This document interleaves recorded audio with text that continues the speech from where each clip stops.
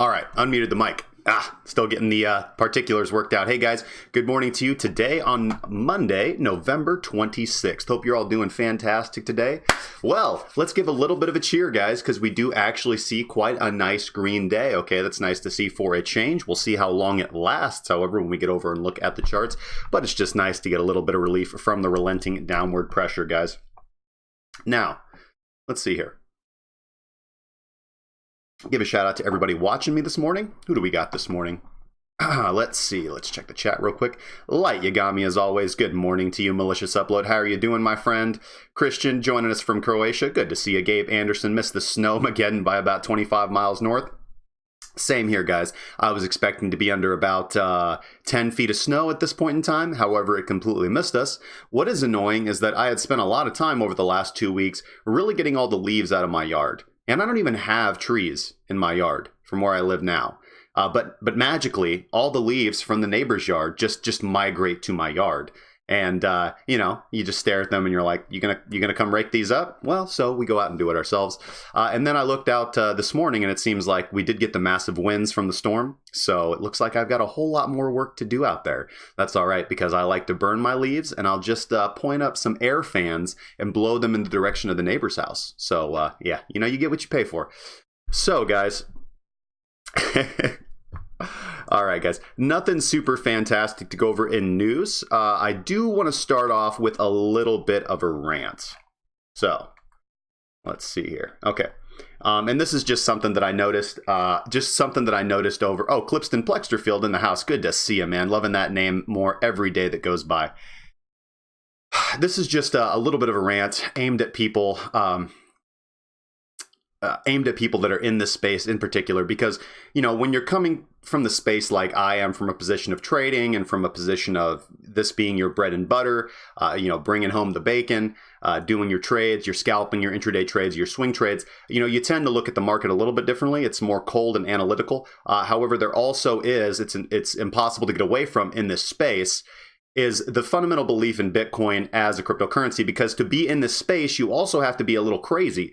Keep in mind, guys, we're still in the early adoption phase. So for those of us who are in cryptocurrency, I know a lot of us have had a rough year because a lot of retail traders got into cryptocurrency with the allure of a get-rich-quick scheme. And we saw that massive rise on irrational exuberance and then the blow off top and now the natural consolidation of that phase as price moved down. And so there's a lot of bitterness and anger and scorn, which you always get when you enter into an investment without the wrong mindset and time frame. Keep in mind that if you are looking at something as an investment over a long period of time, then you manage, you look and you calculate your drawdown. What's the worst case possibility? Do you fundamentally believe in this project?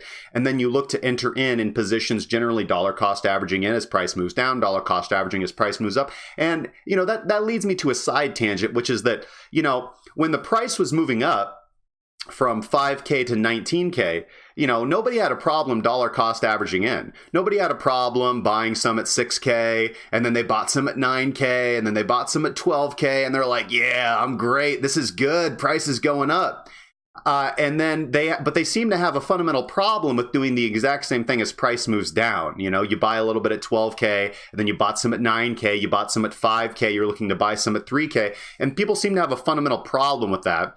However, the idea is that, you're doing the exact same thing in reverse as price moves down to get a better average entry position. This is generally what longs do when they're underwater. This is well known. So, but the fact that there's, this is still a very immature space, still a very nascent technology that's still growing and developing, and the mindset of the people that are in this space is not as fully developed as you would traditionally see in a more established market like your foreign currency markets or your traditional stocks, equities, options, things of those nature. So, I find it incumbent upon me to just reach out to the individuals, especially who, look to my opinion or look to the opinion of influencers in this space, and they they need a little bit of guidance because they're not quite sure what they're doing. I think that if you're in this space, you're doing the right thing. I'm not, again, I went on this rant the other day. People always get scared when price is low. But again, there's other things to focus on besides price. From a fundamental perspective, you have to look at the growth of the technology, guys. Great news continues to pour in from the Lightning Network every single day. We have transactions, on par with MasterCard, slightly below, but it's okay. So Bitcoin can scale. Bitcoin, nothing fundamentally has changed about the program. Has changed about the network protocol. We continue to get brand new developments every single day, and I think the most exciting thing is here. Let me get to my notes so I can stay on point with my rant. So no fundamentals have changed, and although we focus on price action to make our daily bread, having a long-term perspective is also vital. Weekends have always panicked, and if you look back in Bitcoin's history, they always sell, and then they're filled with bitterness and agony ever since they sell at a lower price. Traditional markets have been no different. You have people that panicked when Amazon stock declined, and then you had the strong hands who were able to, whether they held at the top, generally probably not, but the investors and the speculators who saw value in something that fundamentally was a great project, they're looking to come in and scoop things up on a discount price, and it ends up paying off very handsomely for them in the future. And if you want to be able to have that kind of financial success, you have to have the balls to buy when there's blood in the streets. Now, it's the mindset is a little bit different if you've been holding from 17K, if you've been holding from 15K. But, the only thing I can say to that is that, okay, listen, you're in a bad spot. I get that. I understand. I've been there myself. I've had a long history of doing this in multiple different spaces. But it never makes sense to sell at the bottom. Okay, like how far lower can we go? Can we go down to 1K? Sure, we could probably go down to 1K. Probably not 1.8, 1.5. I still don't yet see that. I don't see any signs of that, one day at a time, one Satoshi at a time. But even on the long-term scale, I don't necessarily see that. I'm seeing more like 2.2, 2.5, 3 around there as the more logical, statistical, probable bottom. But you have to ask yourself, does it make sense to sell at this level? What is the psychology of somebody who wants to be a seller? Do sellers want to sell at a low price, or do sellers want to sell at a high price? Conversely, does it make sense for somebody to want to buy at this level? Looking at the price action history of Bitcoin, would you want to buy at a high price, or do you want to buy at a low price? Okay, so take that into fundamental account. It doesn't seem to me that the people who sell at this level are actually genuinely interested in selling for the sake of selling, because if they were genuinely interested for selling for the sake of selling, they would want to sell at a higher price, okay, which makes sense. And Bitcoin has a history of continuing to go up. If you look at it logarithmically over time, Bitcoin has been the best performing asset of the past half decade, okay? Bitcoin has outcompeted stocks, equities, currency, any investment you could have possibly made. Bitcoin was your best investment over the last 5 years. It's been the best investment vehicle of the last 5 years with the best performance. So having that knowledge, why would you be interested in selling at the lowest price? It doesn't make sense psychologically for a seller. You want to sell at the highest price. So who are you selling to if you sell at these lower levels? Well, we have institutional money coming into the space. We have Bakkt, we have Fidelity, we have all these other institutions that are interested in developing Bitcoin and blockchain. Now, why would they expose their investors and their customers to an asset class if they fundamentally believe that asset class was going to zero? I went on this. I talked about this the other day. People think the SEC is a very bad thing for cryptocurrency, and it's not. But the SEC genuinely has a genuine interest in protecting the investments of retail investors and retail traders.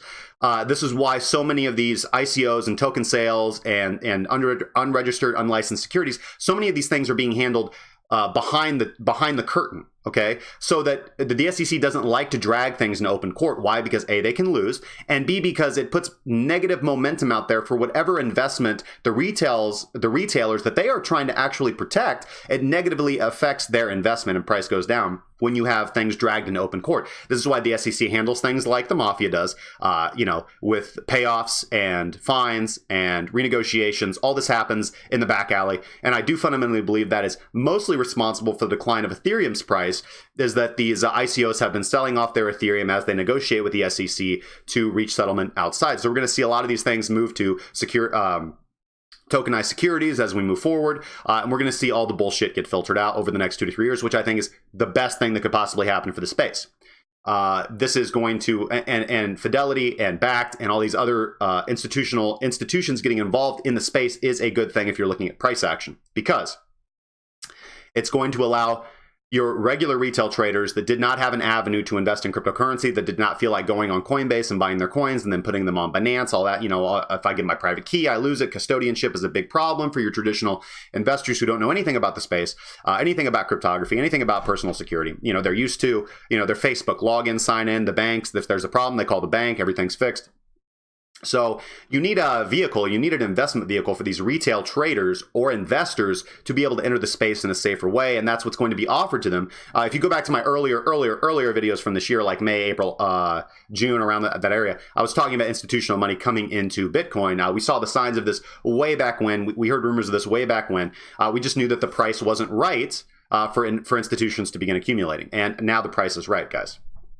So if you're looking to sell or if you're looking to invest, what is your time horizon? Investors with a long time horizon are not looking to sell at this level. The only people who are looking to sell at this level are panicked retail traders who are underwater. And you are selling your coin to somebody who is a buyer with a longer time horizon. I guarantee you that. So highly advise against people selling at this level. Again, make your own decisions. Yeah. So I think that's pretty much all I wanted to say about that. Don't freak out. Shit happens. And we've been here before, and it's always worked out okay for us. Just keep your head about you. And if all you're doing is focusing on price, I recommend you take a break. Just come back, go on a few dates, work out, improve yourself, learn how to cook. Watched a really good 3 steps how to cook spaghetti and meatballs last night with my grandmother.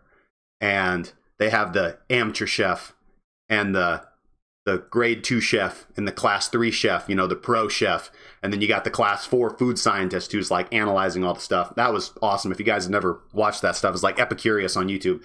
Stuff's a little addicting. We sat there and watched that for probably about an hour last night. It was good. I had to take a break yesterday, spend time with my family. Can't do this 24/7. You get burnt out. All right, so, but yeah, it was interesting watching that because, we're watching that, how they cook and, everything the amateur chefs do. And she's like, yeah, that's how I make it. Everything like that. I'm not in grade 3. Okay. But in grade 2, I'm like, yeah, that's how I tend to make it, So, let's see here. Let's go on to our price analysis, guys, and then I will take a look at questions. All right. So, let's take a look at XBT USD first. And we're going to do things a little bit differently, guys. So I'm going to, moving forward, I'm going to be re-experimenting with how I traded in Forex, which is, I talked about VPSV previously and VPVR. So I'm going to be combining that so that I can, so it's important to me to explain to you guys like what I see when I move through these markets. So this is just a good visual representation and gives me a good space to talk about, guys, and is congruent with how I actually trade and what I look for, which is sentiment and volume by price. So XBT USD, so we did put in a local low at 34.29 yesterday. And we had a little bit of a rally back up to our descending trend line and got rejected quite cleanly from there. And now what we are is, so what we're looking at here is the 30-minute chart, okay? So let me explain this real quickly for those of you who aren't familiar with how VPSV works. So this is volume profile session volume, and a session is 24 hours. So this is the volume profile for each 24-hour period. So it's quite helpful because you can see the daily high, the daily low, you can see the daily point of control, you can clearly see where distribution or accumulation is taking place, and this also gives you historical data to look back and look for where your previous support and resistance are. And this is going to be extremely helpful if you're looking to intraday trade, like I want to be focusing more on as we move forward in the space, because it gives you great areas to look for scalps and look for bounces.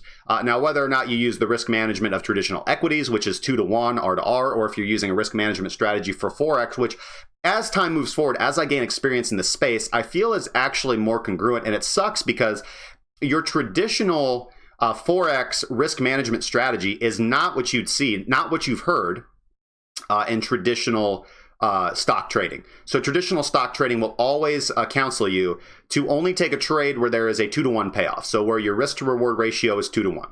And something like that would, if we pull out a long position, would look like, where you have a target here, for example, and you can see your risk to reward ratio is 1.25.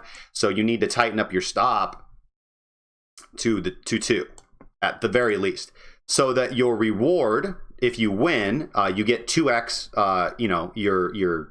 your equity, and if you lose, you only lose 1x your equity. So over time, that risk management strategy is supposed to protect you. However, keep in mind that risk management strategy is designed for traditional equities, which have much more liquidity and therefore are far less volatile. You see, the wicks that you see in cryptocurrency are insane. You don't see that in traditional markets because the market makers have far more capital and it's not as manipulated. Now, what I think is actually what the cryptocurrency market represents very much more closely is Forex. And the reason why is Forex is heavily manipulated. 70%, 2/3 of all Forex volume is traded by 10 banks. So the top 10 banks absolutely run the Forex markets. And because of that, you have to factor in that manipulation. So it's the same thing with cryptocurrency. We know that there are a small number of market movers who manipulate the cryptocurrency markets. This isn't bad, okay? It sucks. It can suck if you don't understand how the game is rigged.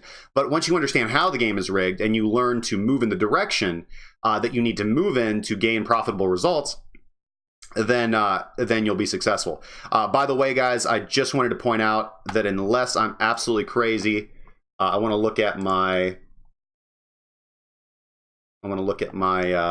Let's see here.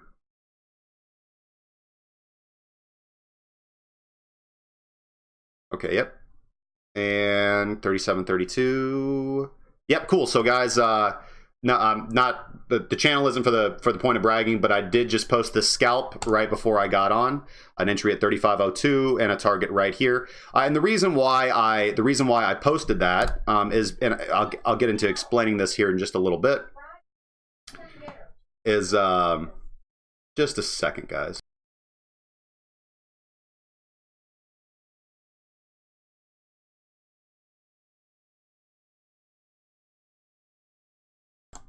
Guys, give me 30 seconds. I'll be right back.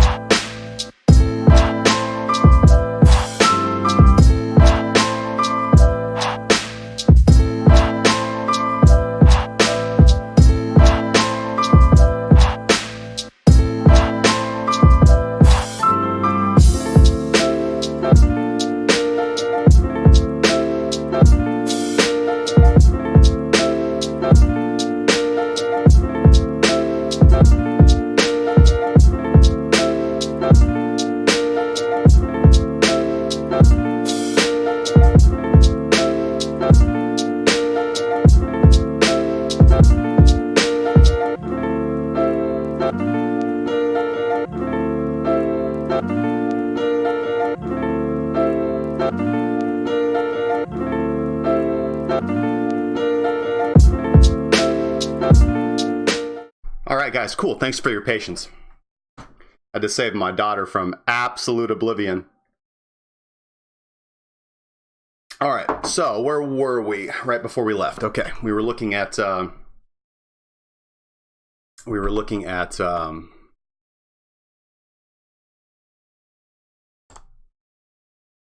a quick check-in. I appreciate everybody watching on Twitch and YouTube right now, broadcasting to about 50 people right now across from Quebecois, across Twitch, Periscope, and YouTube. So really cool. Don't think I have anybody that's watching from Mixer, but hey, you know, sometimes it bees that way. All right, guys. So my justification for the trade. Well, hold on. Let me get back into explaining session volume here. So we can see the session. Every session is 24 hours, and we can clearly see areas of distribution, as we can see right here, and we can clearly see areas of breakdown that I'm going to be using average true range. So pretty much, I'm just going to be utilizing the same strategies that I had used in Forex. Just for, you know, we'll switch this up as we move forward, but it gives you guys something to feel comfortable with, and we can have a congruent strategy, which is the same thing we've been talking about, you know, on and on and on and on, is sentiment analysis and volume by price. So we'll just continue on in that fashion, because I really think that volume is the best indicator that you can get. The reason why is because in the Forex markets, they're so heavily manipulated that the traditional indicators don't really help you out a whole lot. You know, I see so many, like, in my opinion, fairly new traders on YouTube and Twitch and stuff, and they're looking at the RSI and they're looking at stochastic, and I do have a video on stochastic, and I have used RSI. It can't help you out in certain situations, but if you really want to sharpen your trading, all you have to do is look at volume, and volume by price is much more helpful than volume by time, although volume by time can give you an idea of momentum change, and ATR can confirm that as well, or VCI. The VCI by M59 is a really fantastic tool, but I'll just be frank. I'm very experienced with ATR. I'm less experienced with the nuances of M59's volatility channel. So until he can donate a little bit more time to me, as he so generously does from time to time, that's when I'll begin using that. So session volume, I think, is extremely helpful, as we can see. So we've got our point of control right here. So let me pull back up my notes so I stay on track, guys. Where the hell are they? Okay. So again, we had a little bit of a breakdown yesterday, okay, and we posted a new low. And then we had a little bit of a rally back up to another accumulation zone, and we had strong buying pressure push us back up, okay, to this area. However, we had the seller step in at this point and reject us, okay? And now we're back in yesterday's accumulation zone. And as we can see here, the reason that I took this particular short trade right here, from here, 3502 is actually where I entered, so pretty lucky actually on that entry, to this area right here, is because we had a strong rejection from this area, a strong reversal. And as you can see, that created a volume cluster, okay, on our session volume. Now, one of the mistakes that I think that I've fallen victim to, and I see other people fall victim to, is that they merely look at visible range, and that doesn't give you context that the session volume will for intraday trading. So you don't really have context of when and how this volume was accrued at volume by price. Now, it's very helpful just looking at it. It's very helpful just looking at it for general ideas of where support and resistance are. But if you're looking to day trade, then it's much more helpful to actually look at this information with more nuance, how the point of controls were developed, how the value areas were developed. And it also lets you see key areas, like, for example, like where I just took this scalp. It lets you see this volume cluster that otherwise would not be extremely relevant to you right here, just in a general sense. I mean, look at the range that you're given there. So you're given a range of 3543 to 3463, for example, where here you get a very tight entry area. And so here you merely target, what I like to do is target the highest point of whatever volume bump we see, which, as we can see, was right here. So that was my justification for 3502. And got lucky with that scalp trade right there. And my target, so this is what we like to call Well, we really get a good example of it here. Okay, so this is a good example of another good setup. And Forex traders typically call this aggressive initiation, which is what Trader Dale calls it. And that's his pro course is what taught me this back in the day. Or most people call this a single print. Okay, so this is where we have a breakdown from a previous level of, we see this now as distribution, but we had support at this level right here, marked by my white line. And we broke down from that level. And we get this very aggressive selling pressure that moves us down very low. Now, where did sellers double up? Looking here, we can see that if we look at our, here we go. We can see this little, come on, get the fuck out of my way. Okay, we can see this little bump right here, guys. So right here, hopefully you can see that on the chart. So we see this little bump right here. Now that is fairly insignificant if you look at the VPVR, but what this tells you is that this is an area where the aggressive sellers doubled up on their selling position. And you can see that this level is acted as a fairly important level of resistance, all right, with a little bit of standard deviation, but you can see that right here. So that's an area that you would typically target for a short, that you could target for a short trade. So what you would do is simply wait for price to retrace to this area, and then you would take a short trade from that area. So you would then look at areas where there's other significant volume spikes right here. So in this case, if you were taking this trade, you could take a very short scalp from here down to this next high volume node right here.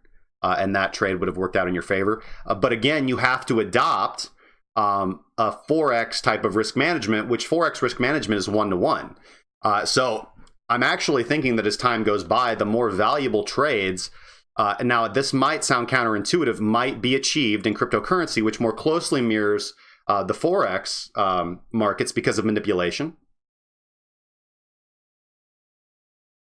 and because of volume concentration in the hands of very few, with a 1-to-1 risk management ratio. So I'm not sold on that. I'm not recommending that. But if you're looking at, for swing trading, definitely not. For swing trading, you're definitely looking at a risk reward ratio of at least 3-to-1, in my opinion. But when you're looking to day trade and do intraday trades, so typically in a good day, I'd like to have 1 to 2 good intraday trades. All right, 5 days a week. That gives me anywhere from 5 to 10 trades a week. And I'm just looking for, if I'm doing 1-to-1 risk management, I'm looking for 60 to 70% win ratio. So I'd like to have 7 winners, 3 losers, 6 winners, 4 losers, somewhere along that. Now, sometimes you have bad weeks, and that's just part of trading. You just pick yourself up and keep going, guys. But as we can see here, if you were targeting this area, let's see here. Would that trade have worked out? Well, we can see that it did work out, but with that risk management strategy, would it have? So if you were taking a 1-to-1, I think you would have gotten stopped out on this one right here.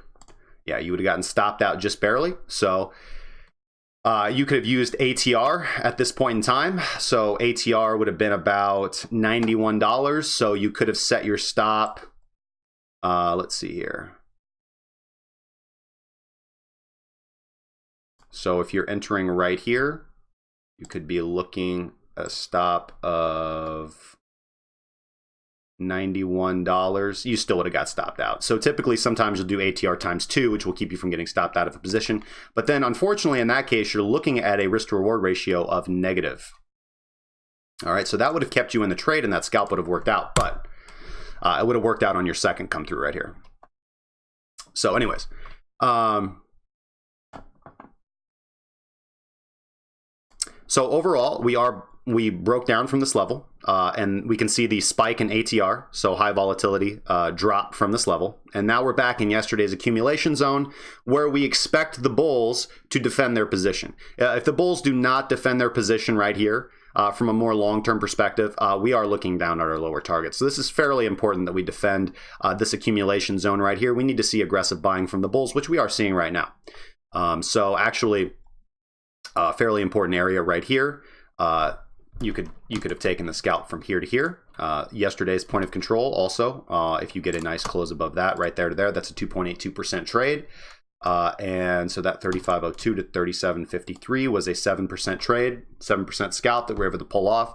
3x leverage, 21% already in for the day. So Hopefully, hopefully the members don't put too much pressure on me. Already done my deed for the day, but we'll look for a second intraday trade as we move forward. So if we do look at ATR, then I was doing this right at the beginning, but we can see that we had falling volatility right here in this area, letting you know that a violent move is ready to come. And as we can see, this was distribution. We had a nice breakdown from this level. So once we drop below support here, guys, once we drop below support and really close this candle, it was really quite over. You could have waited for the confirmation on this single print and aggressively market entered into your short. But you can already see once we had this candle close right here, you get this little baby indecision doji, and then an inside 30-minute doji as well, long-legged Darth Maul type doji, and you see the rising volatility. That's a sign that, hey guys, we're going to the crapper. Now again, you could have also waited for the close below this trend line, or the aggressive market enter below that trend line, but the spiking high volatility here on a breakdown from support, that's a sign, that's a breakdown sign, guys. That's not an overbought, oversold. What we see right here is oversold, where we have ATR spike, and we've already dropped below resistance. We didn't have strong support at this level, so this is clearly oversold volume. And then we do see price recover from there, enter into this accumulation zone right here, distribution back into accumulation. So we got to hold this area, guys. We already held the single print right here, the strong rejection, the strong reversal trade. We already took that scalp. That's not going to play twice. This level's already been hit, already been tapped into for liquidity. So yeah, it's not going to hold twice. So if we break down from this accumulation level, so our support right now is at 36.23. So a breakdown from this level is not going to be good. Is not going to be good for the bulls. They have already held their strong reversal once. It is a possibility that they hold it again, but more than likely, if we're not able to hold this level right here, if we're not able to hold this accumulation level, we are looking at our lower levels of support, which we'll look at here on the more longer term time frames. Sentiment doesn't look too bad. A BFX LS right here, we can see that we do have a nice drop off in the longs, so it seems like they've kind of gotten the point. We do have a little pick back up, and now we're down, so we're at about 44%. So we do have some room for long growth at the bottom of a downtrend, and that means that shorts are 66%. So that's getting to that unsustainable range. Right here, they had the dominance right here, and you can see the price reversed, and we got more shorts entering into the market here, as they always do at the bottom of a downtrend. I don't know why shorts can't get the point to enter in up here, but they never do. Looking at big spikes, though, we do got a lot of spikes and longs. So that's, again, we're not at that 50-50 ratio. So the longs are not underwater. But we do have like potential sellers, guys. This is still a sketchy area, and the likelihood is that we go down before we go up still, guys, because it doesn't, it's just going to have to wait and see. We're going to have to see how this plays out. The bulls have to defend this area, this accumulation area that we currently have right now, and we have to get above this distribution area right up here, which we broke down through around our 4,200 region, and then we can start looking higher and higher. But just looking at intraday trades right now, already pulled one off, and we'll actually probably look at taking, that actually would have been a pretty good short scalp right there, looking at that rejection from the point of control and taking the short scalp down there. So we'll actually see how this candle plays out, but you can see you'd have gotten your entry quite nicely right there, and targeting this little volume node right there on today's session. That would have been actually a pretty good one. So we'll just wait and see how today plays out. Now, yeah, another thing too, looking at Fibonacci confluence, is measuring from the high to the low. We can see that we were able to close above the 786, which is typically a good sign. So again, this area right here, 3580 to 3625, which is where support is, that's got to hold, guys. That's got to hold, otherwise we're going to go down. All right, lower than here is the next accumulation zone of defense on the daily chart. So let's actually zoom out and see if I have it on my XBT chart, and we'll see what that looks like. Yes, I do. All right, so if we zoom out to our daily chart here, this is where volume profile visible range is going to come in handy. And as you can see, we've already broken down. Now, I know this is going to be obscuring because I've got the because I've got the plus and minus sign for if I'm looking to enter into a trade. So you can see here, hopefully you can see my mouse. Yep. So you can see that we've already entered into this volume cluster right here on the visible range. And if this volume cluster doesn't hold, we've got a nice gap of LVM until we get this next volume cluster right here. And I've charted that out right here. So that's the green box. So right now we are in this area of support, this area of the previous consolidation. It's not supremely strong, guys. So the consolidation prior to the run up from 5,000 to about 3,500. So this is where we went from August of 2017 to the low at 19 on September 2017 before the massive run up that really took place in the course of about 3 weeks.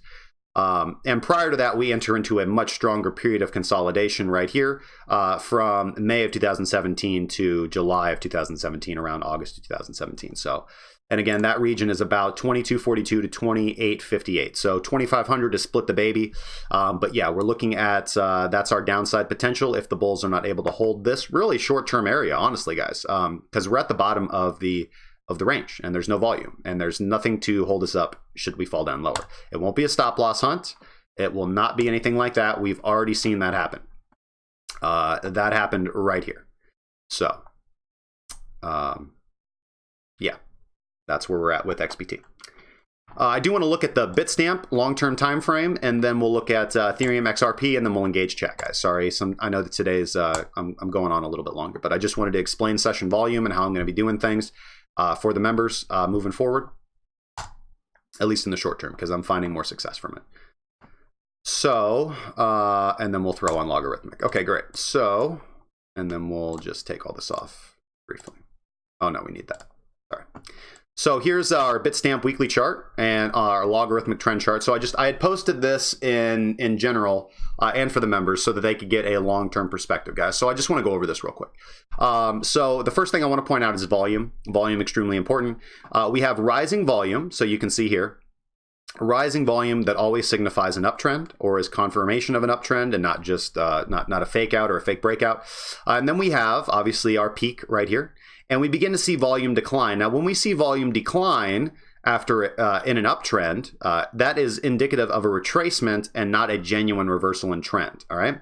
And as we can see right here is that we've had falling volume on the weekly chart this entire retracement period back down. And then we get a massive spike in volume right here on the weekly chart. And typically what that means is that when you get a volume spike, it's generally indicative of a reversal in trend. Because you either have retail traders that are absolutely liquidating at the bottom and panic selling, and simultaneously you have interested investors with lots of capital who are scooping in to buy up coins on the discount. So a couple other areas of interest here on the logarithmic trend line. I actually took the time this morning and did this out. So we do have our initial logarithmic trend line from 2011. And this signifies the bottom of the first bear market. So we have the first bear market right here. Okay.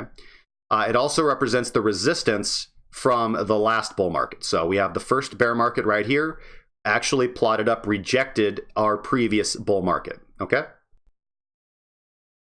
This logarithmic trend line from 2015, and this is the logarithmic trend line that reversed the last bear market. Okay. And we actually see that on the weekly chart, we are coming to that area right here. And the other thing that I wanted to look at, sorry, let me throw this baby up there, is our 200 period simple moving average, which is right here. So our 200 period simple moving average is at $33,073, give or take a little bit, okay? So that's our weekly 200 period simple moving average. We have not closed a weekly candle below that. Closing a weekly candle below that, I'm more inclined to think that we probably retrace to our support level, which is the peak of the last bull market, the beginning of the last bear market, the prior bear market prior to this one. And that is, let's see here, a 1,154. So we'll give that a little bit of wiggle room with standard deviation. So these are just important things to keep in mind, guys. You know, so often we're looking at the linear chart and so often we're looking at like just, oh, what's going on right now? And we're just focusing on this part of the chart when we're not focusing on this part of the chart, guys. So this actually looks quite healthy from a long-term logarithmic perspective. So let's actually zoom in here and see that this trend line is being respected so far. We had the weekly close yesterday. Very strong bearish candle yesterday, and we'll just see how this weekly candle plays out, guys. If we close the weekly candle below this level, it will be the first time we have closed a weekly candle below this logarithmic trend line since May of 2015. Actually earlier, since since 2015, since the beginning of 2015. So this would be fairly indicative of a strong trend reversal. So, but that's okay. That doesn't mean that all hope is lost if we do close below that. It just gives us room for perspective. Okay, so going to the 30-minute chart here on Bitstamp, and let's load our traditional indicators. We see the same thing on the spot price. We have the accumulation zone from Saturday and Sunday. We get this brief rally up, and we get some strong selling pressure from the bears right here, moving price down. We do get that stop loss hunt, and we get that scalp trade right there. They're fairly significant, although a little bit different. So that's why I chart BitMEX differently, and I take my trades based off BitMEX. That's something that I've been experimenting with. Spot price does move BitMEX, but BitMEX also moves to the tune of its own drum. And if you're looking at evaluating trades on BitMEX, you need to be doing your charting on BitMEX. Because the market moves slightly different there. You can see the volume profile is different on BitMEX. Just looking at them side by side, you can see that. Fairly the same, but nuanced differences, okay? So yeah, same thing here on spot price. Bulls need to hold this level. We already had this nice little test of the reversion. And I don't think that shit's going to play that shit's not going to play twice, guys. Sentiment looks okay. Longs falling off gives us a lot of potential buyers in the market. That's good. Okay, that's good. We've got high volatility. So that means that we're going to probably move into a period of low volatility. So one possibility is that we do enter into a sideways market from right here if the bulls are able to defend this level and the bears are able to defend this level. So that gives us a swing potential up here to the 4,200, 4,100, 4,000 region. We'll just look and see what happens. I really need to see. I'd rather just take the breakout trade. I'd feel much more comfortable with that because that's still a good 3% trade right there. And but we'll see. The potential for a swing is on the books, but I want to make sure that the bulls defend this area. Okay. So let's go look at Ethereum. Ethereum actually looks fairly strong. So we can see here on Ethereum that we've got rising accumulation zones right here. We do have this descending wedge pattern that we're able to break out of. Had a nice up thrust, but we can see we got rejected from this distribution area right here. So you can see a lot of strong selling right here in this region, a lot of strong selling here in this region, and also right here in this region. Okay, so we can see where our resistances are. The point of control right here, currently rejecting price, and where price is unable to wick past. And then we do see, though, that the bulls step in and begin accumulating here, push price up, begin accumulating here. They're able to push price up. Their accumulation area is not able to hold because of the strong selling pressure right here at previous resistance. And then we get a strong reversal right here. So we do have really strong support down at 208, around 0.0208. All right, so fairly strong resistance there for Ethereum Bitcoin. We do see an uptick in volatility here. As the bulls try to defend their area with aggressive buying, we should expect that they should hopefully continue to do so with more aggressive buying. So we just need to see this area of resistance get broken right here. So we have our accumulation, we have our distribution zone right here that price as yet is unable to break. And we see that the sellers step in again.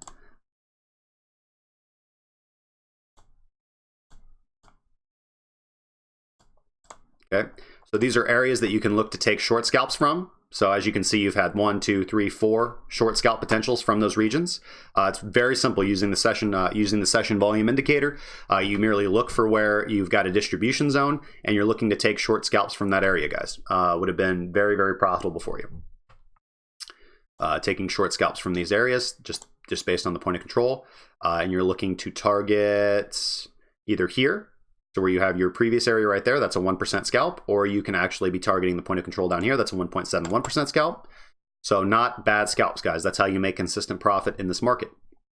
So the bulls are defending the breakout of the trend line, and the bulls right now are currently defending the support level that we have. So we've got a nice, good, strong support level down here. So let's chart that out.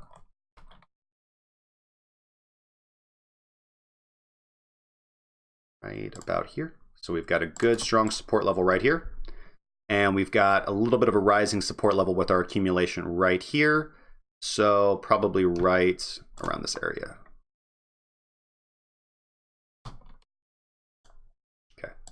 We've got some strong support. We've got ascending support here on Ethereum, Bitcoin.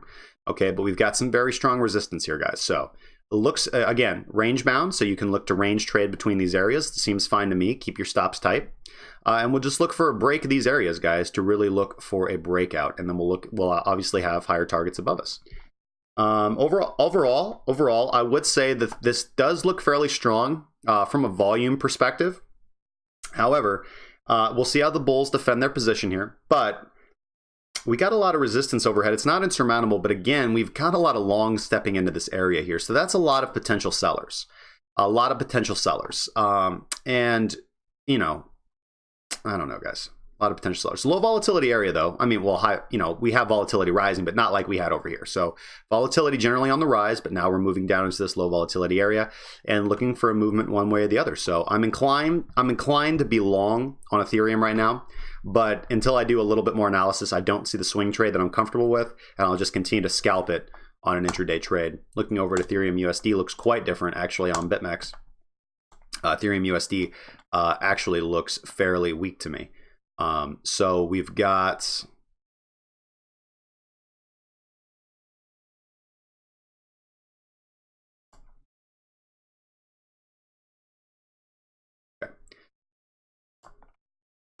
So we kind of looks the same as BTC USD, right? Because we have this previous accumulation level from yesterday, and the bulls were not able to defend this new distribution level that we have today on today's session volume.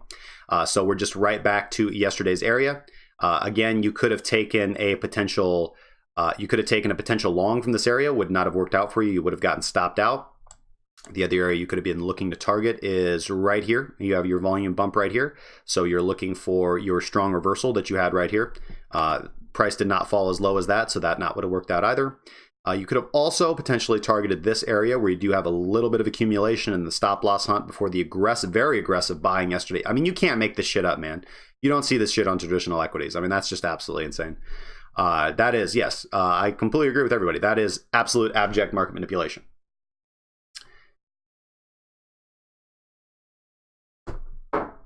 Huge spike in longs at that area, though. So played off nicely for them, but for those that entered here, they're fairly underwater. So this to me more looked like a massive short scalp that was very profitable in a very short period of time.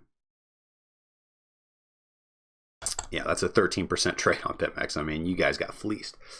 So yeah, Ethereum USD doesn't look supremely strong to me. We'll see how the bulls defend this region, and then we'll look if we can get back up into this previous area of accumulation. So I would be inclined to again take a short scalp from this area.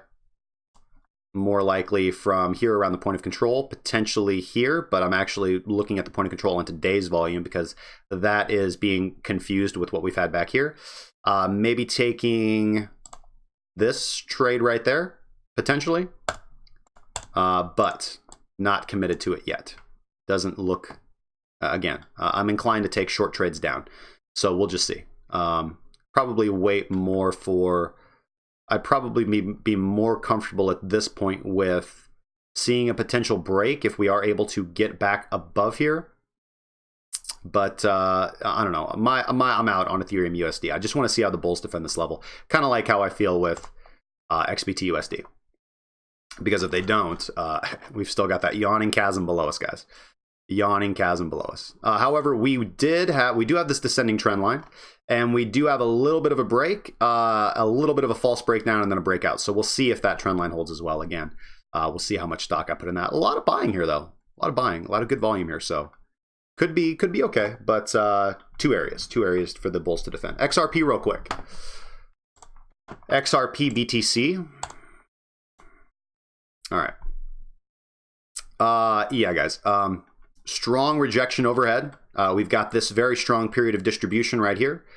After we had this nice run up here on XRP BTC, you can see I've got that marked out. Visible range also indicates that, but you can also see right here we've got this very, very high period of distribution right here that's acting as very strong resistance. So now we have distribution as a volume area to target, and we also have strong reversal as an area to target for short trades. So if we're looking at more upside potential here on Ripple, we need to get over these areas of resistance. The bulls were able to defend their area twice now. So they had this period of accumulation. We ran back into that strong rejection area and had very aggressive selling at this point in time. Very aggressive selling. And based on that, looking at that volume profile, I'd be looking for an area. And I kind of see it right here. I kind of see this area, this little bump in the volume cluster right here, where we can see that the bears did double up on their position, and that was enough aggressive selling to push past the previous level of accumulation. And as we can see, that did act as a good area to go short from. However, the better area to go short from was this previous area right up here. But again, you don't get that good target if you're targeting the point of control. You can see that this previous short trade did not take you up into that area. So if you had actually targeted this volume cluster, you would have done okay looking for a rejection from that volume cluster back to the point of control of today's session, which is what you did see. So that would have been a good trade on XRP BTC. So you can see that overall my setup is to look for shorts from this area with a stop loss right around this area if we are able to get over the previous session volume. And then we'll just see what happens up there, because not a lot of volume as we go higher, guys. So not looking too bad. We do have this ascending trend line that we have respected, and the bulls were able to hold that line quite well. And we are now above the descending trend line that I've been excited about for a while, because that's a very, very, very long-term, very important trend line. So probably a little bit of sideways action right here from XRP BTC. Not seeing a swing position that I'm confident in. Looking for a breakout of this resistance cluster or a breakdown, and then I'll short XRP quite low. But yeah, so volatility dropping off a little bit as we see right here. So we'll just wait for that high volatility move, but again, more inclined to short from this region. And then look at, I'll be posting any trades that I do see to the members as I'm looking more at session volume here going forward. Looking at XRP Z18 on BitMEX, seeing if there's any difference. Not really. It looks quite the same, obviously, following spot price. Strong area of distribution right here. This is going to be acting as strong resistance. We get that strong reversal area right here. And then we have kind of this falling wedge pattern that we're able to break out of. I don't have the long-term trend lines charted here. And then again, so now we have this area of resistance here and this area of resistance here. So this is all congruent with the point of control. And so yes, actually see how I mean that the markets are a little different. So as we go over here and look at XRP Z18, if you would have been targeting the higher point of control, you would have not got filled on your trade. Targeting this distribution area, though, you would have got filled, but with more drawdown. XRP Z18, I don't know if that was up. So hopefully my ticker's back now. I don't know if that ticker was up for the beginning of the video. Okay.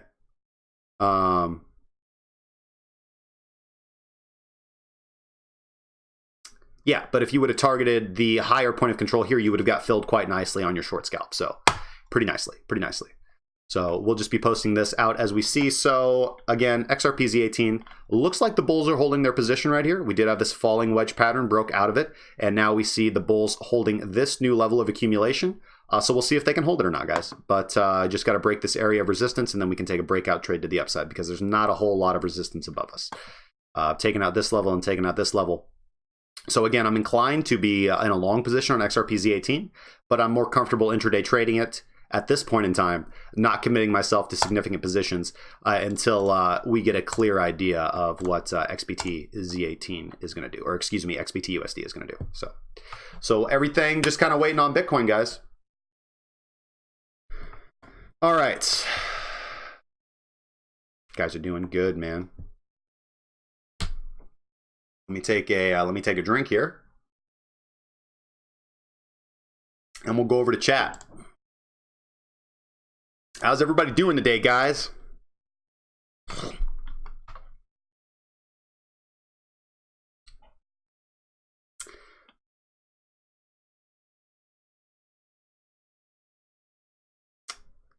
Light Yagami says the current 15-minute candle on BTC, so that's actually a half hour ago, is one handsome green dildo. Somebody's been watching too much Crown.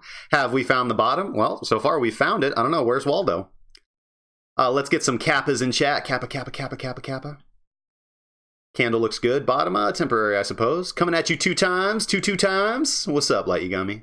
Thank you so much for the support. Let's see here. Jurgen Ernst says, I'd set the leaves on fire, then blow them back towards your house if you were my neighbor. Just say you get what you pay for and you reap what you sow. Yes. That's true. Typically a pretty good neighbor, but when it's their leaves falling into my yard, you know.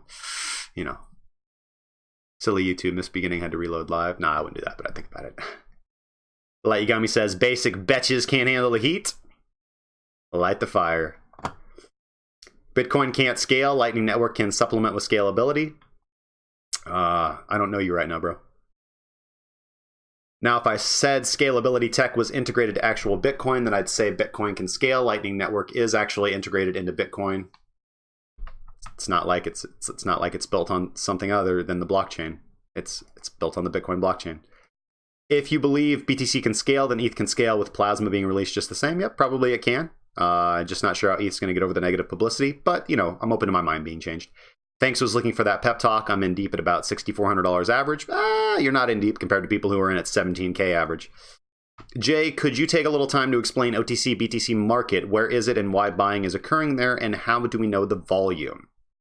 Over the counter just simply means that you are going through, it's a private peer-to-peer transaction.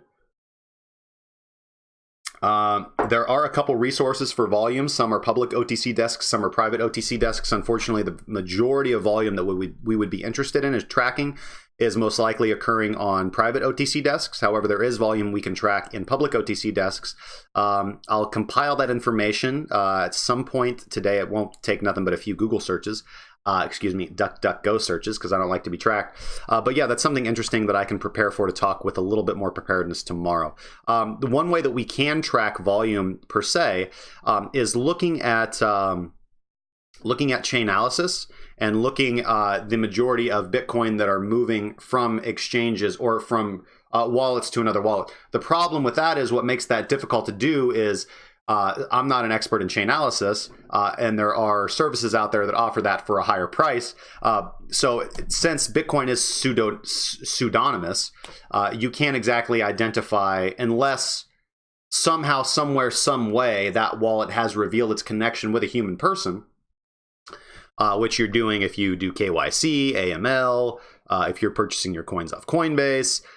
If, for example, that you give somebody your public address, your wallet address, and then they tell somebody else that, hey, this address belongs to this person, and that becomes propagated socially. That's one way that your pseudonymity can be exposed. But essentially, the reports that we do see is that we public OTC is high. And we would expect that private OTC is high. And from the people that I talk to that are involved in the private OTC markets, again, not an expert, don't run my own hedge fund or anything like that, but I do know people that do. And that's where they conduct their markets. So people that are private hedge funds, private funds that specialize in crypto, they don't go on Coinbase and buy their Bitcoin. Now, they might go on something like Binance if there's no other option. But generally, all these large transactions, especially from financial institutions, these things are all going to occur OTC. And private OTC is that. So private OTC desk, we can't actually track the volume in any discernible way. We just kind of have to rely on rumor and speculation. But you just have to put two and two together and see that you have financial institutions entering into the market. We know that they must be accumulating BTC to do like Bakkt, for example, has to be accumulating large amounts of BTC to do physical delivery of BTC. The Swedish ETP, the HODL 5, which is actually trading right now on the Swedish 6 stock exchange, they had to accumulate a lot of BTC because wouldn't it make sense for them? Because when somebody buys a share of their fund, they're supposed to go out and purchase BTC at market value. So wouldn't it actually make more sense to them as a fund to buy BTC around these areas where the BTC price is quite low rather than buying it higher? So you have all this private OTC accumulation that is no doubt occurring, and we can filter that out. So you put that together with the announcements of more and more institutions and better regulation, you're able to figure out a very bullish scenario for Bitcoin, in my opinion. Light Yagami says, I'm literally walking out the door to sell a camera so I can buy more crypto. Going to stream in the car, but I'm now MIA. Glad to see you guys. Good to see you. Let's see here. Gabe Anderson, more snow this November than we've had in the last few years. Yep, the storm to end all storms. RJ Jamal says, is the market bottomed? It has for right now. Ray says, I really enjoy your channel. Thanks. Thank you so much for watching, man. We appreciate it. Justin, can you see the Twitch chat as well? Yes, I can, because I do have Restream. How can I learn technical analysis? Do you have any suggestions? Yep, there's lots of educational material on YouTube, lots of educational material that we try to posit throughout this channel. I do need to do a lot of sweeping Trading Crypto 101 videos, but we do have a Trading Crypto 101 playlist. I highly recommend you go check that out.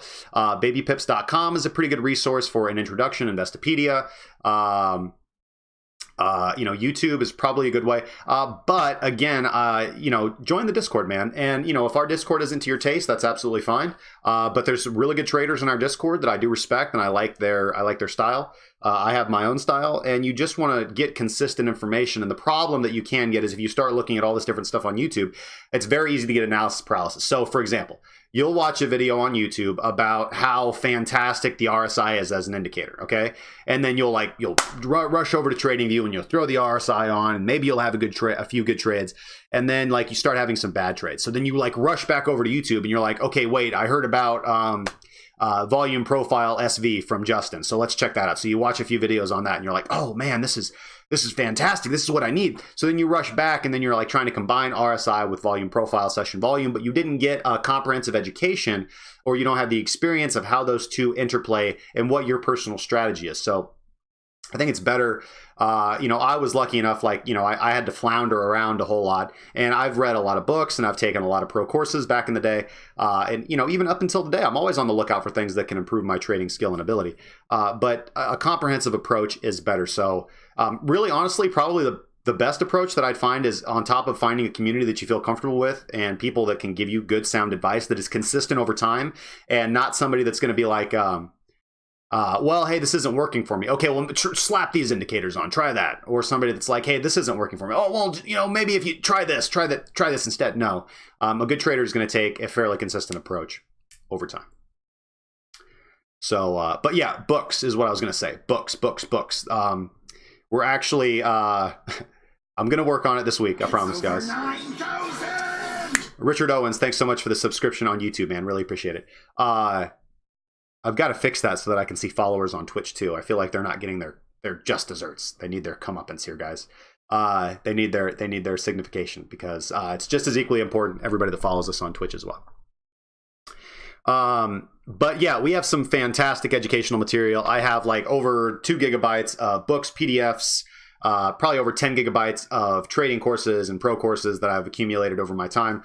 All that's going to be put online in it's the only way I can think to do it right now until we get the website fully worked out is just to do a Google Drive and give members access to that via their Gmail account. So that's probably how we'll do it moving forward. But we're going to have that up here real soon, guys. So Leonard Ben says, nice beat, my man. Yep, thank you, man. Appreciate it. That is Ryan Little, West Coast. Gotta watch crypto, smiley face. What's up from you, man? Leonard Ben, good evening from West Ireland. Hey, man, what's going on? My man has to make a trade. Irish coin all the way. Damn straight. Brandon Washington says, babypisp.com. Pips, yep, damn right. Diaz Crete, is he a beat maker as well? Nice one here. Boom, boom. What's up, man? Bcash SV done went full dangle. Let's go check in with our favorite shitcoin. Well, we got Babs right here. Bitcoin Cash ABC leading the charge here on Binance. Pretty interesting. Let's take a look here. But let's go look at BCH SV. That does not support. Ooh, baby, look at that. Hey, mama, love the way you move. Gonna make you sweat. Uptrend you groove.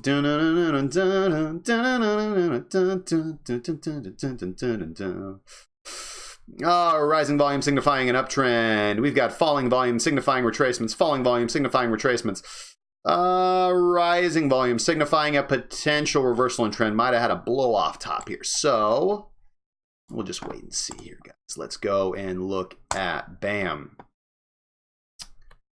Yeah, ATR really high on this bad boy right here. Let's see if we can pull off. Well, of course, we're not gonna be able to get any, I think, reliable sentiment data off this, because Bitfinex is tracking.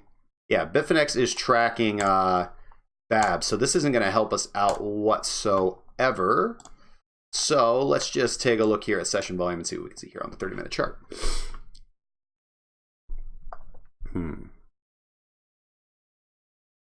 Well, we've got our accumulation period right down here. Much stronger accumulation right here, as we can see. So we did have the good old full Monty blow up top right here. Not a whole lot of volume around in this area. ATR kind of maxed out, guys. We need a period of low volatility to follow this. This would have been a good time to take a speculative entry. But again, I prefer sitting on the sidelines for these, but the volatility is nice. Now, unfortunately, you can't short this bitch right here. And so we are at this kind of blow off top. We've made a new all-time high. And when you make new all-time highs, you expect to continue to make new all-time highs. We'll see how this one plays out. I'll keep my eye on SV, but God, I hate to trade against important news when important news came out. So, you know, Calvin Ayre and, you know, Craig Wright and Jian Wu and Roger Ver, this shit just all kind of scares the fuck out of me, dude. But if I see an opportunity to take advantage of the volatility, I will, but I'm actually more inclined to trade ABC.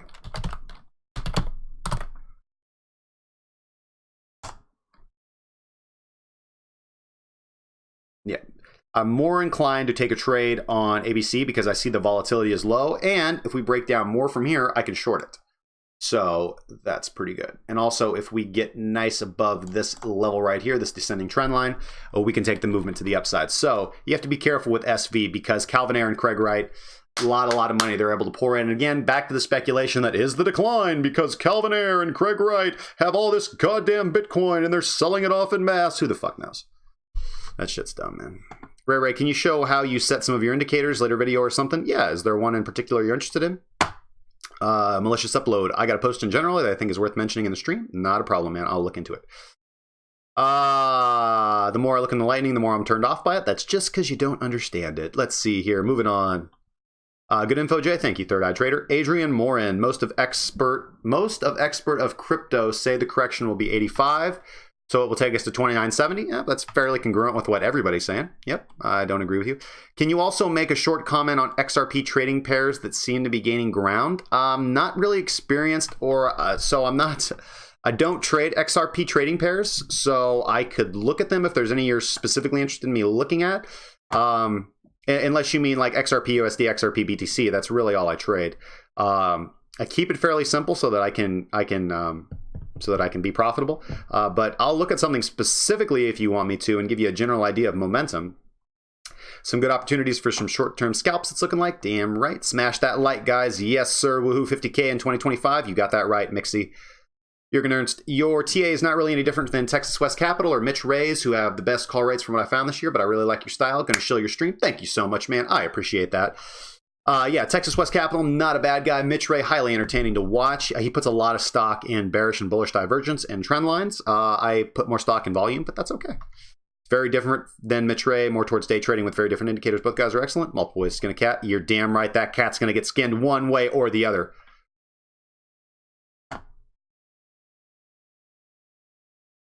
All right, he's one of a kind, though. Yes, yeah, Mitch is one of a kind. XRP Z18 is a futures contract. Yep, that's the futures contract on BitMEX. Man, I hate sideways. I like it. Can I analyze XRP? I did, sir. Getting over bad publicity plan. Finish working on things promised and deliver upgrades that adds functionality and scalability. BTC Can has overcome a lot of bad publicity by doing similar things. Yep, you're right. Hey, man.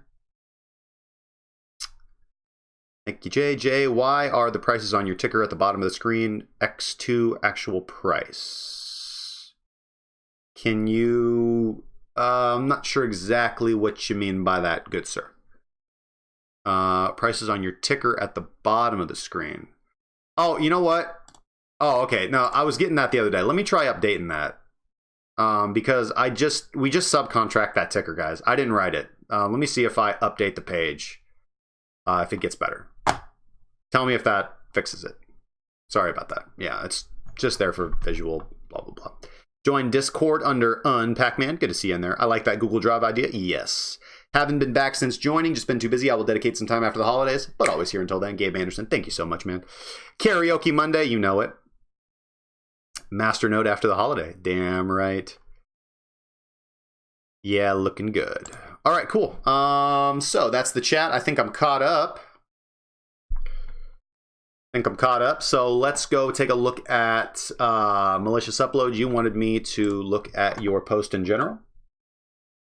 Ray, I see your DM on Discord. Let me get done with the show and I'll respond to you, brother.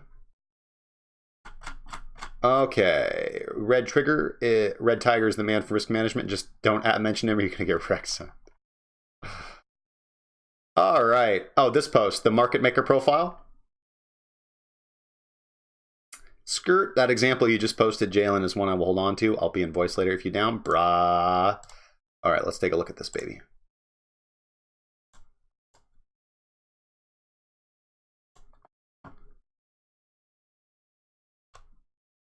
All right, come on now.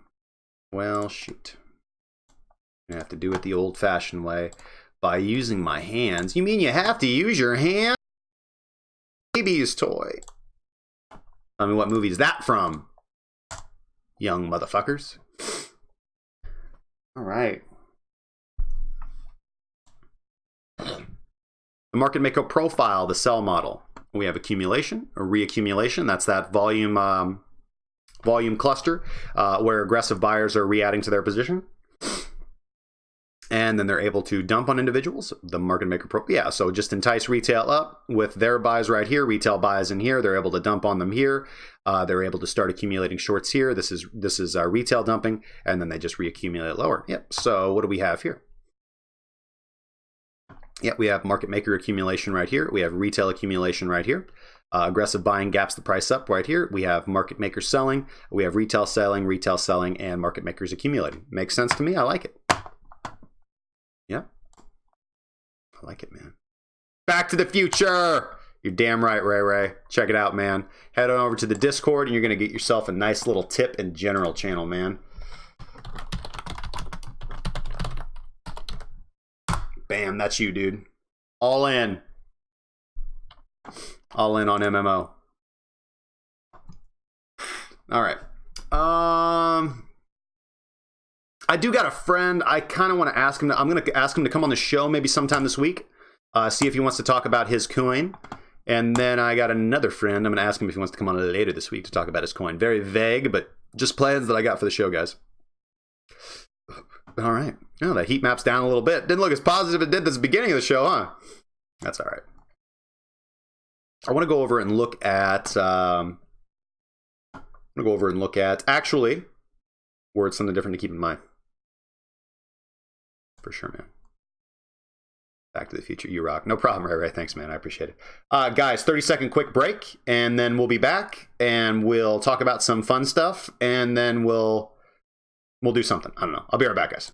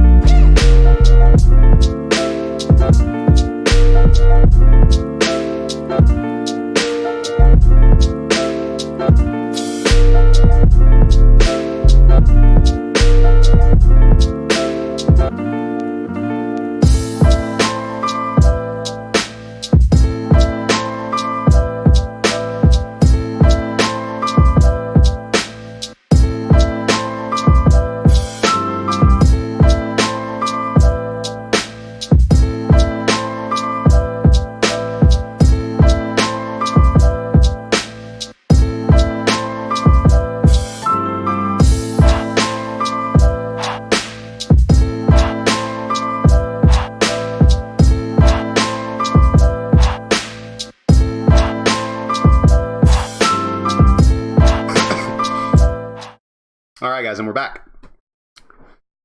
All right, so I would be bereft in my duties as a host if I did not give a brief plug, guys. So if you guys enjoy the stream, if you guys want to support me and keep me on the air, please head over to krakencryptocurrency.com. And one small thing that you can do is check out our merch. You guys know it is scientifically proven that if you drink your coffee out of a Kraken Cryptocurrency coffee mug, you will be 10% smarter. That's scientifically proven, guys. Scientifically proven. I really like the redesign of the HODL shirts that Scott did. So actually, we now have the Kraken Cryptocurrency logo as the O for the HODL. So that's pretty fun. And I think today is the last day that you can use the Cyber Monday code Cyber Sale to get 15% off your purchases and free delivery. So if you guys support what we're doing, you guys want to keep me on the air, you guys can go pick up some merch. Highly appreciated. All right. Let's take a look at some sentiment here real quick. So let's go to BitGer, as always. Hey, Calimero03, welcome to the stream. How you doing? Let's go look at Bitcoin. Bitcoin. And actually, one thing that I think is important, guys, and let's go take a look at CoinMarketCap, actually. Actually, I'm pretty sure we can get this on BitGer, but I'm more comfortable with it. I know exactly where it's at on Bitcoin. So we just look at Bitcoin right here, and let's go look at, and we'll look at 24-hour volume. So we can see that we had a couple days of low volume, and this does look like a very high volume day that we are currently having right now, or that we had yesterday. So as we can see there, some people are calling that's capitulation volume. As you can see, we had breakdown volume on these 3 days, and then less volume right here.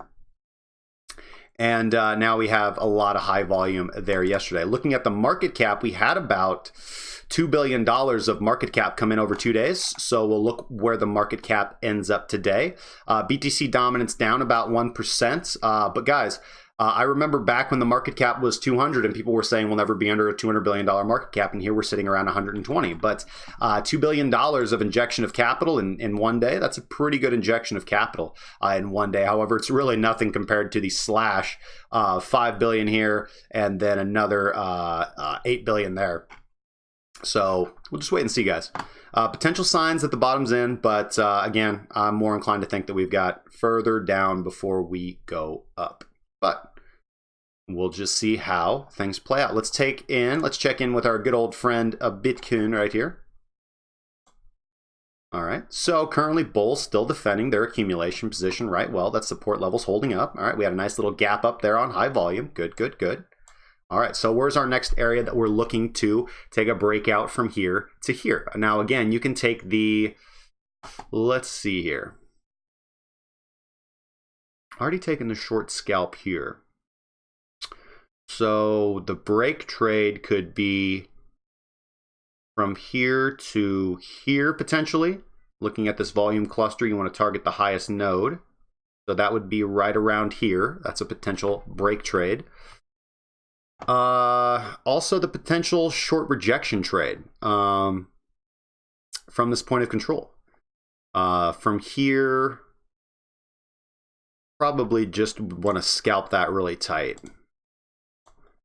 So probably would just want to scalp that, probably kind of like that. That'd be like a 1-to-1, a little bit better than 1-to-1 4x style scalp right there. I'd be kind of comfortable with. But yeah.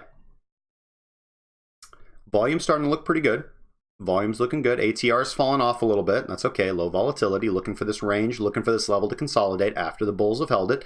And then we get a reaction. Then we get a movement. Longs are dropping down. That's good. Potential buyers entering into the market. That's good. That's good. And if we do start to gap up, shorts will have to cover. Let's go take a look at, as I said, let's go take a look at trading sentiment.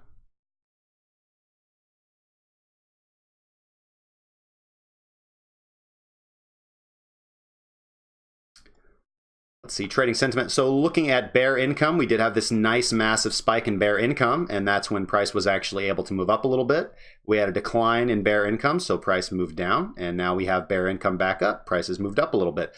Really looking, when we see here, When we see bulls in very unprofitable positions, we actually see a more drastic rise in price than when bulls are just a little bit.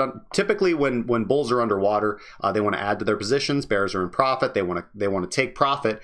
That means buying. That means price moves up. However, we've seen in this down market, this is not the same as range-bound trading, because typically when things are just range-bound, we're looking for things to reverse quite quickly. However, we're in this very strong downtrend over the last 7 days, really over the last year.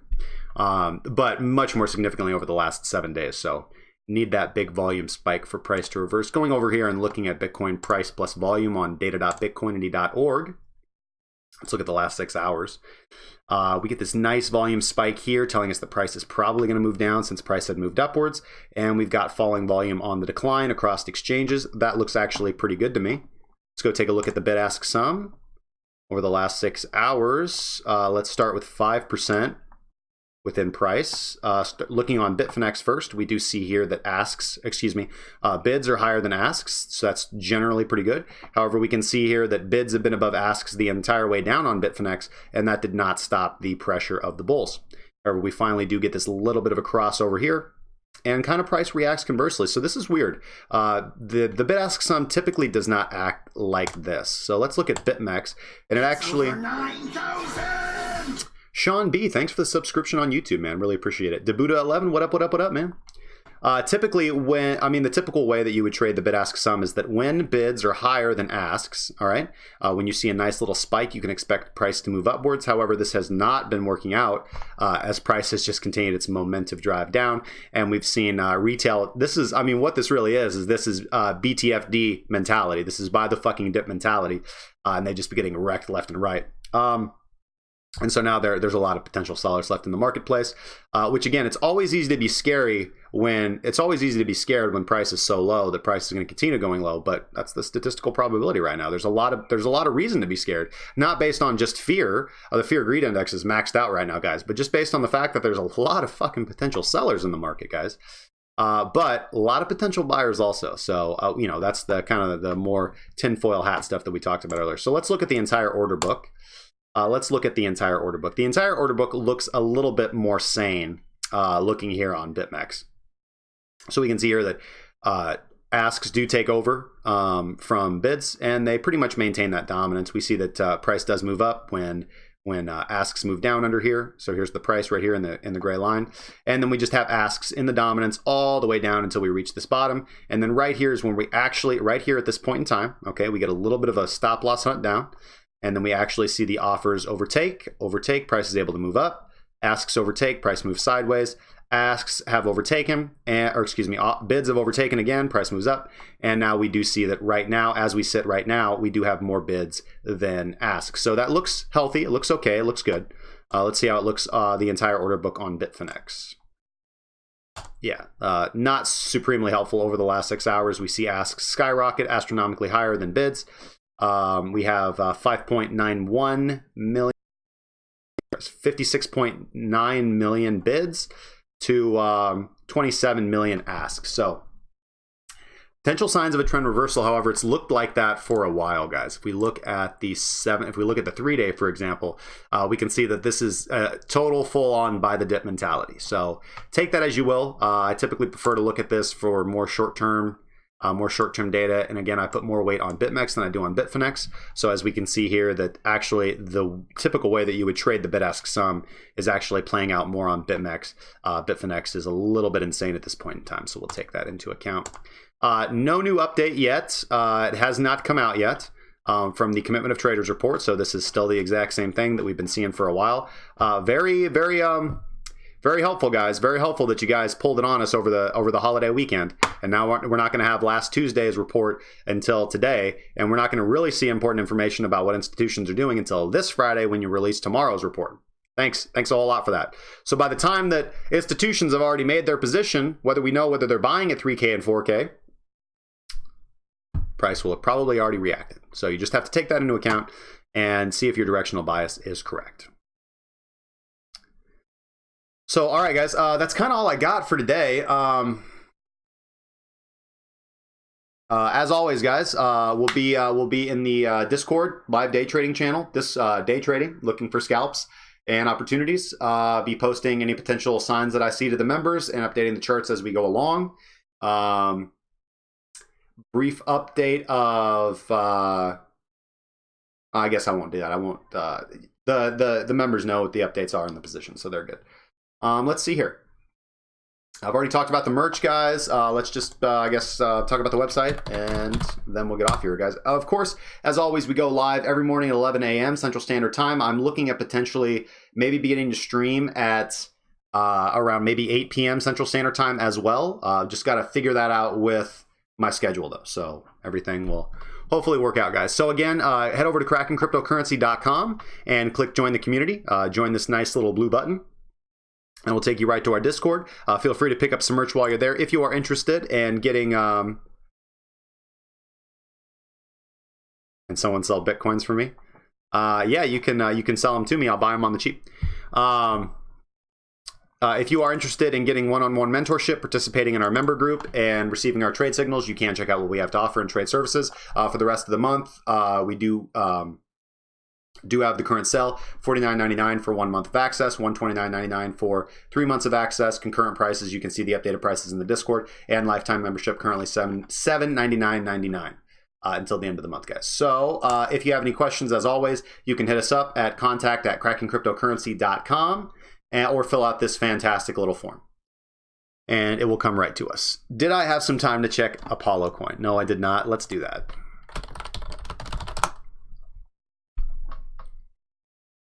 So I'm assuming that this is an ICO.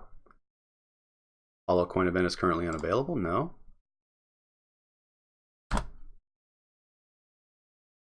Here it is, Apollo currency. Yeah, didn't we look at this a little bit the other day?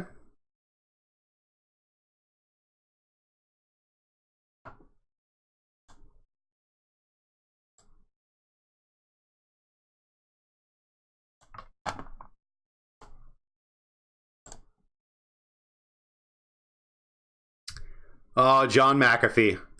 You know it's going to pump. And look at the hair on that guy, man. Fantastic. Ooh, looking good. All right, let's see here. I like her little Instagram picture right there. Join us. We are hiring. I really like their design there. That's pretty nifty. All right, so let's go into, let's check it out. Ticker APL. Total supply, 21.165 billion. Circulating supply, 15 billion. Last price, 6/1000ths of a dollar. Proof of stake coin, it was pre-mined. Don't really like that. 0% inflation. 24-hour volume, 112.9 Bitcoin. Not bad. Where are they available on? Coinbenny, CoinPulse, IDAX, X-Rates. Okay, so you can buy Apollo on exchanges now. And this is 24-hour volume. So you got increasing volume on that bad boy. Same with Coinbenny. Okay, all right, let's see here. You can download their wallet. Do they work? Oh, yeah, they work. Deployed, deployed, deployed, deployed. Interesting. Have a look at our source code. So let's go over to, we already have CoinMarketCap over here. I think I looked at this a little bit. Yeah, I did look at it just a little bit.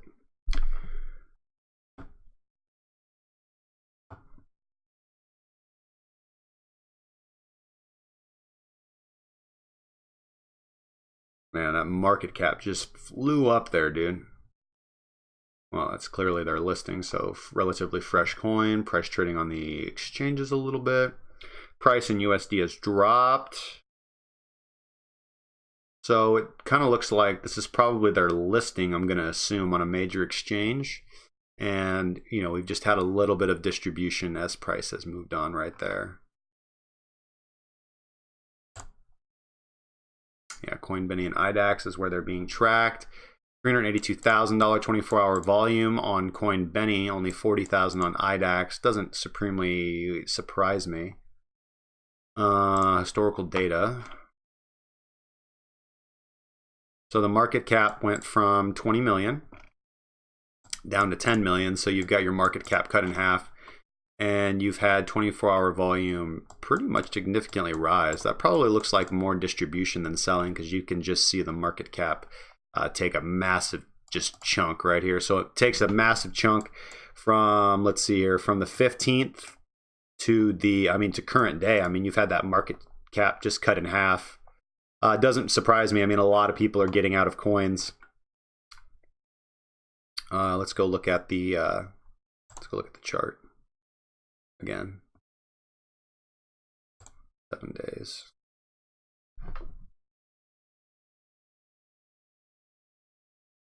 Can I do links, sir? Yeah, I'll take a look at rank real quick. How about that? Live fundamental quick analysis. Yes, it is a new coin. I mean, I'll give you my bias. My bias, you know, as a day trader is just to concentrate on the high volume, high liquidity coins. Let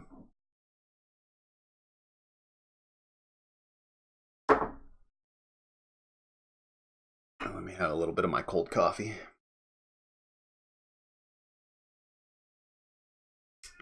Remember, guys, scientifically proven that your coffee will taste better out of a cracking cryptocurrency mug, even if it's cold. And yes, I know that that's not what I was drinking out of. That's my magical motherfucker cup. But it is what it is.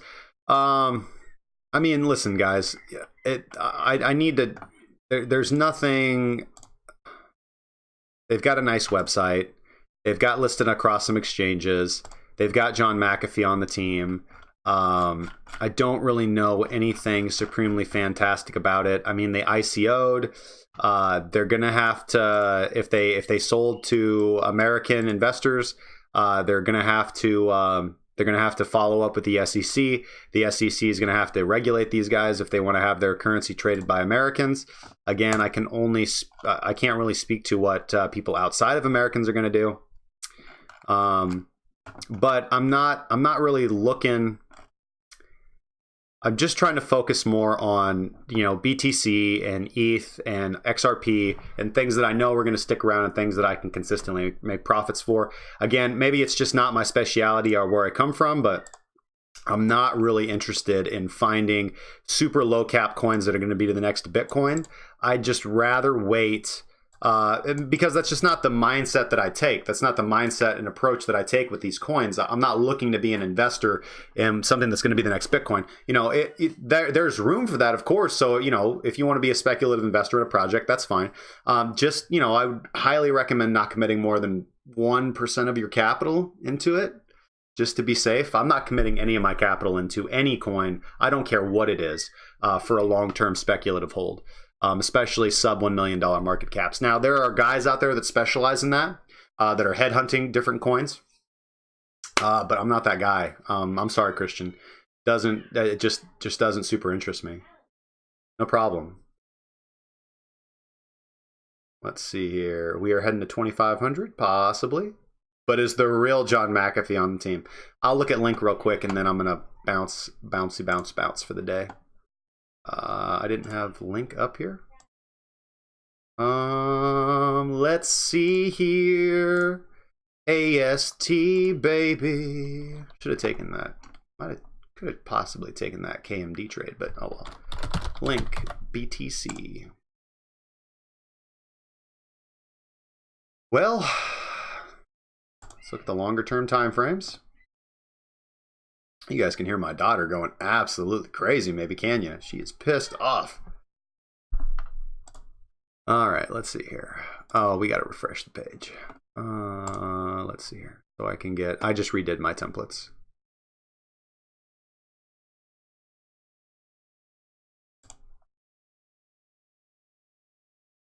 Well, just let it be known that we were back here like about a week ago, guys, and I was saying take profit. So on the daily chart, we've lost the upwards momentum, broken down below the 55 period moving average. Looking up to test it. If we test it and reject, still not looking fantastic. Let's take a look at our DPVR's loading. Pivots I don't really care about. We can get rid of that. Okay, so let's go to number of rows and let's do 100. Whoa, not 0, 100, 100. Okay, that's a little bit better. All right, so we do have a pretty good accumulation period right here. Really nothing up here. This is just aggressive buyers adding to their position. So we'll see what kind of happens. Price will probably catch right here a little bit. So let's move over here. Price likely to catch around this region because then we'll be back in accumulation.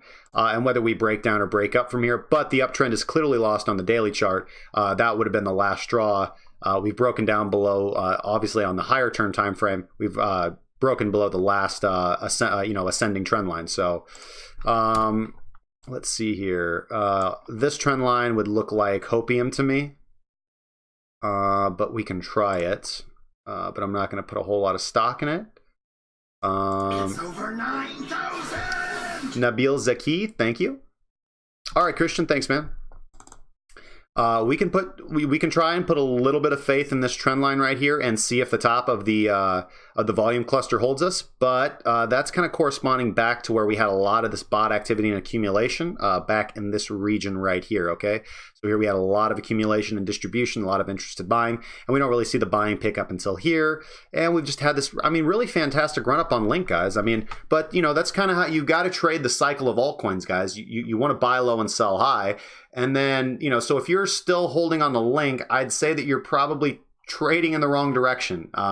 We see this all the time, like just the typical, if you look at any altcoin, they go way up and then they come way down and then they go sideways or just down for a long time. And then they go way up and then they come way down. And, long-term holds on these coins do not seem to pay off. The typical, this has actually been an interesting tear. So, 118 days. Your typical altcoin run is like 9 weeks. So that's about right, 30, 60, 90. So a little bit longer than your typical altcoin run here on Link.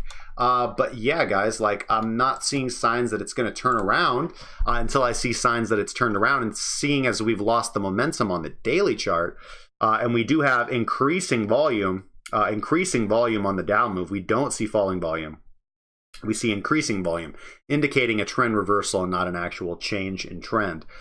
We do see people trying to step in, trying to jump in here, trying to jump on a grenade, and save the rest of the world, but it's just not working out. So, we're going to fall back into this accumulation period right here. We're going to fall back into this range, which is a pretty tight range. And then we'll just wait and see. That's 32% range.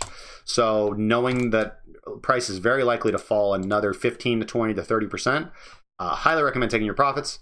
And again, but don't yell at me if price skyrockets. I just don't see any signs of it. But you can always wait and see if we do get signs of a strong reversal at this point in time, and then re-enter the trend when you see that the hourly or the daily trend has been recaptured. So let's look at the 12-hour chart, momentum lost. 6-hour chart, momentum lost. It's going to be the same on every time frame. Let's take a look at our 30-minute chart and see if I see any kind of trades here in the short term. And let's also look at, let's get rid of that. Let's look at session volume, actually. Gonna be what I want to look at here. Get rid of this. And there we go. Okay, so the bulls were able to defend this area just a little bit. We've got this very strong area of distribution, though. Super strong area of distribution, and above that we've got this super strong area of distribution as well. So a lot of resistance to get over.